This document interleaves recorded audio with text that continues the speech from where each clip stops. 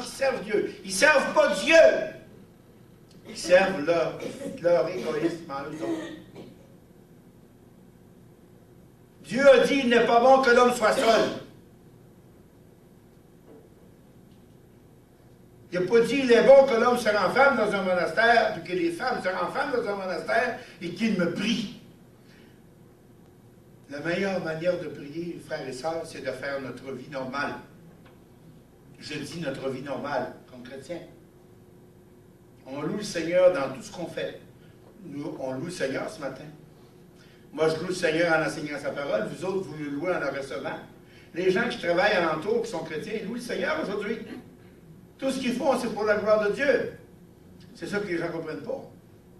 Ils parlent.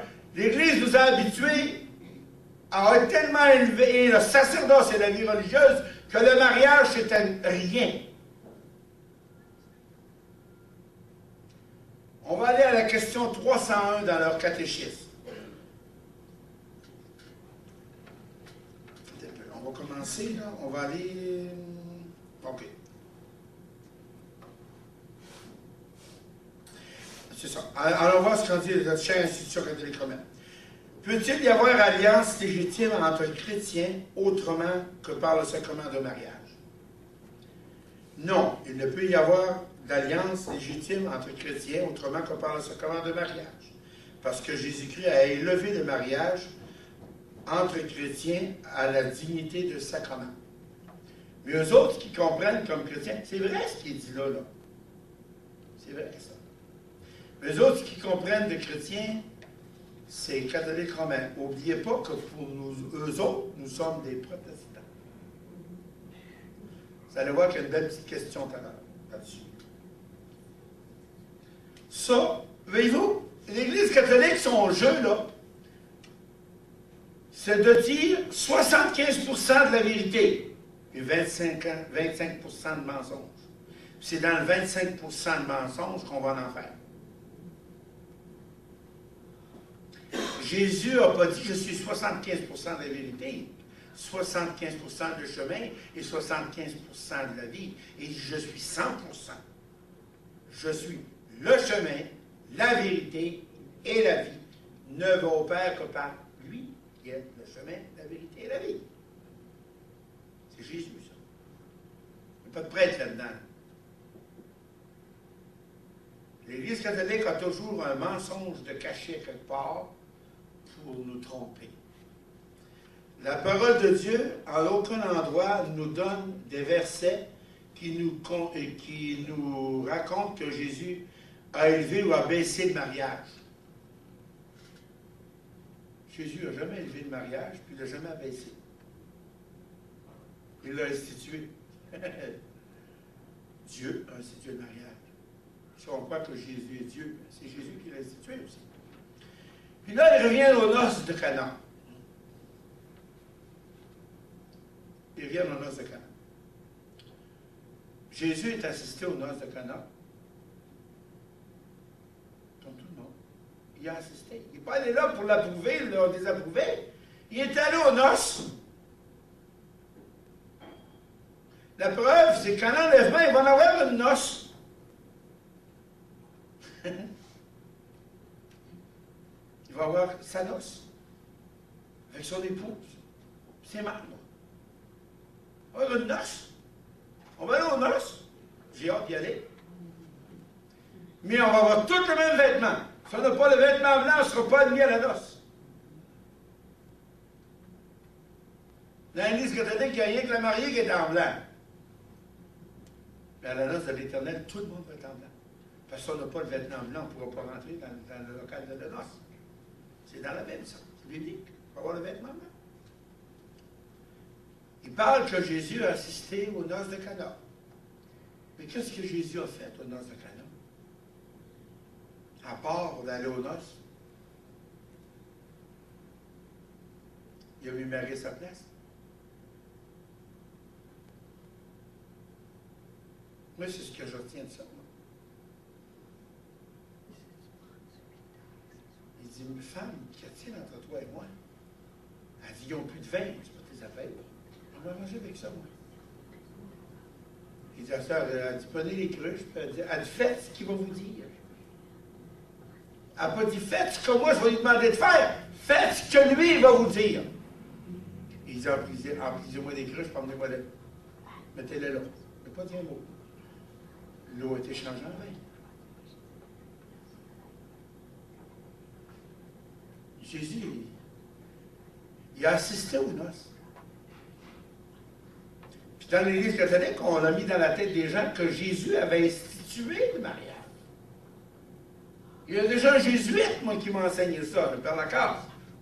Il dit, vous savez, Jésus a institué le mariage. Puis il dit, il y a même un autre race. J'ai cru ça, moi. C'est un jésuite qui me le disait. Ça ne peut pas se tromper, un jésuite, ça. Aujourd'hui, je sais c'est quoi un jésuite, en tout cas. Jésus n'a jamais institué le mariage. Il l'a institué comme Dieu quand il était avec Dieu, parce que la parole dit, dans Jean, au commencement était la parole était avec Dieu, la parole était Dieu, et elle s'est fait chair, verset 14, et elle a habité parmi nous. Là, Jésus a institué le mariage, quand il est Dieu. Mais Jésus sur la terre n'a jamais institué le mariage, il était déjà fait avant lui.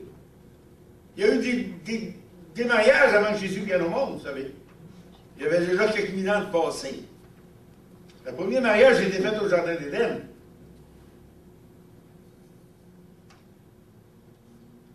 Le mariage a été créé par Dieu au Jardin d'Éden, avec Ève et Adam. Et dès le début de la création. La question 305. Que faut-il pour recevoir dignement le sacrement du mariage? La réponse. Pour recevoir dignement le sacrement du mariage, il faut être en état de grâce et se conformer aux lois de l'Église catholique. Et vous autres, là, vous n'êtes pas catholiques, vous n'êtes pas mariés, là. On n'est pas là-dessus. Ah bon. Pour recevoir dignement le sacrement du mariage, il faut être en état de grâce. C'est quoi être en état de grâce? Avoir été à confesse. Avoir accusé nos péchés au curé. Remarquez que quand ceux qui ont déjà été mariés à l'Église catholique, là, avant de vous marier, le curé vous a passé un petit confessionnal spécial dans sa sacristie. C'est pas tout le monde. Il y a des gens qui vont se marier qui vont là. Ils ne vont pas confesser dans l'Église, là. Ils vont confesser dans la sacristie. Là, il accuse tout le péché, toute le vie au curé. Puis il y a des mariages qui se sont brisés là, hein, dans le confessionnal. Vous autres, vous n'avez pas tout au courant de ça, moi, je l'ai tout au courant. Bon, il y a un gars qui est venu à confesse, il m'a confessé des choses. Et puis, la femme est arrivée, puis j'ai dit, je veux pas que tu maries ce gars-là. Il va te battre, il va te maganer. La fille est arrivée, elle dit, il n'y a pas de mal. Elle dit, quand on l'a demandé, j'ai dit, je te défends de dire oui, je veux que tu dises non. J'ai commencé le mariage, j'ai fait semblant de rien devant tout le monde. Acceptes-tu une telle? Oui, je l'accepte. Puis toi, Marie-Louise, est-ce que tu appelais Josepha comme ton ultime? Et toi, elle disait non. Je disais, pourquoi? Elle disait pour des raisons personnelles. Ça ne paraissait pas. On a annulé le mariage. C'est pour ça. C'est à ça que sert le confessionnal. Pour savoir tout ce que vous faites dans votre vie privée.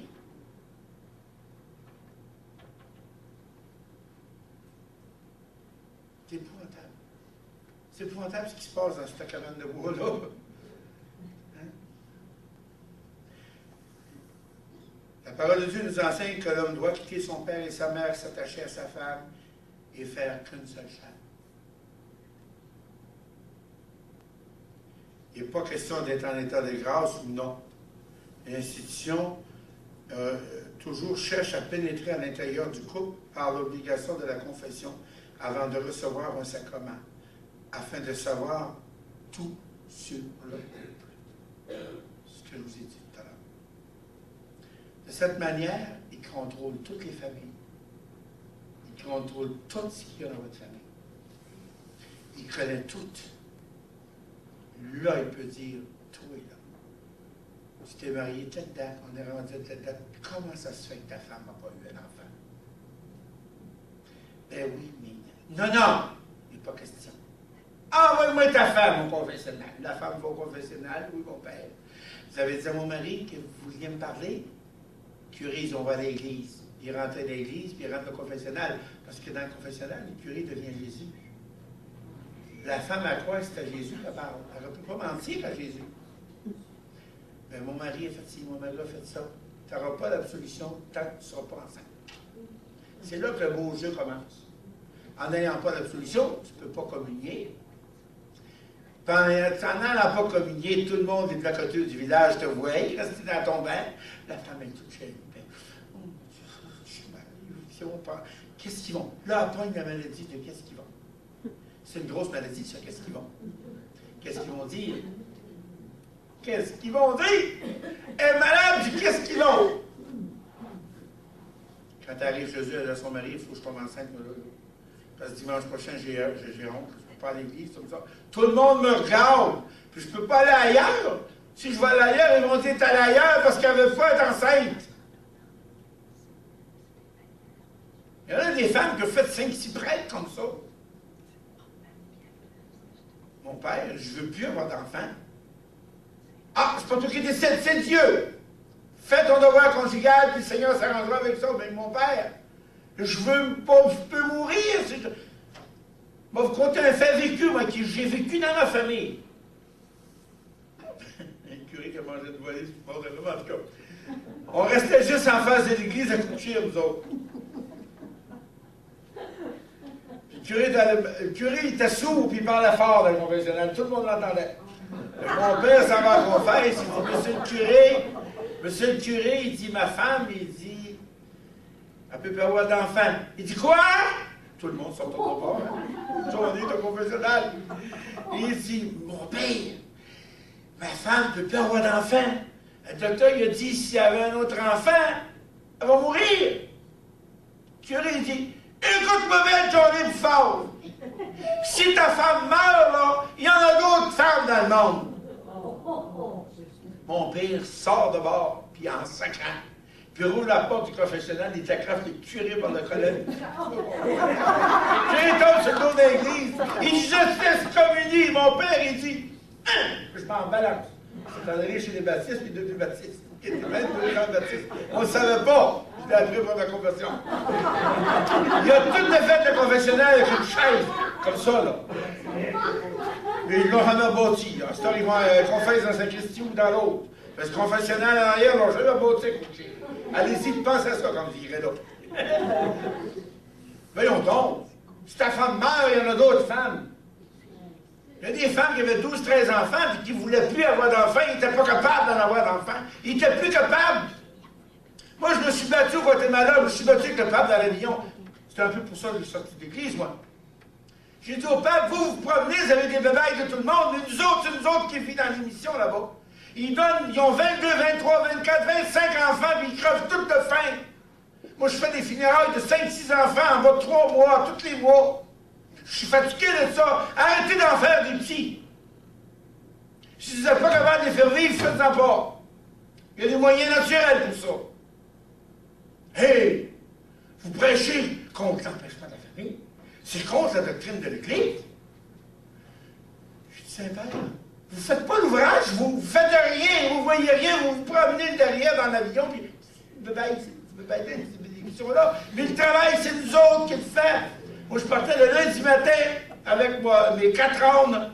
Ça me prenait 4 ânes pour traîner mon stock. J'avais du bagage.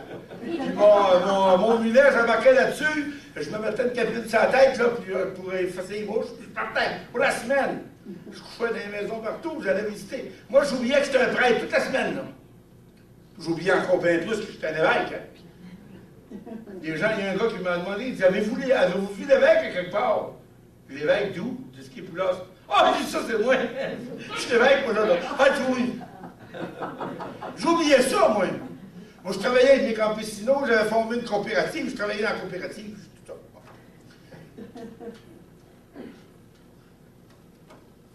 Arrêtez d'en faire des petits. Je lui ai dit ça, c'était contre l'enseignement d'église. Imaginez-vous que je me suis fait plugger. C'était une des raisons pour lesquelles je suis sorti de l'église. La question 305, alors on l'a vu, il dit dans la question 306, on dit qui a le droit de faire des lois concernant le mariage. Vous devinez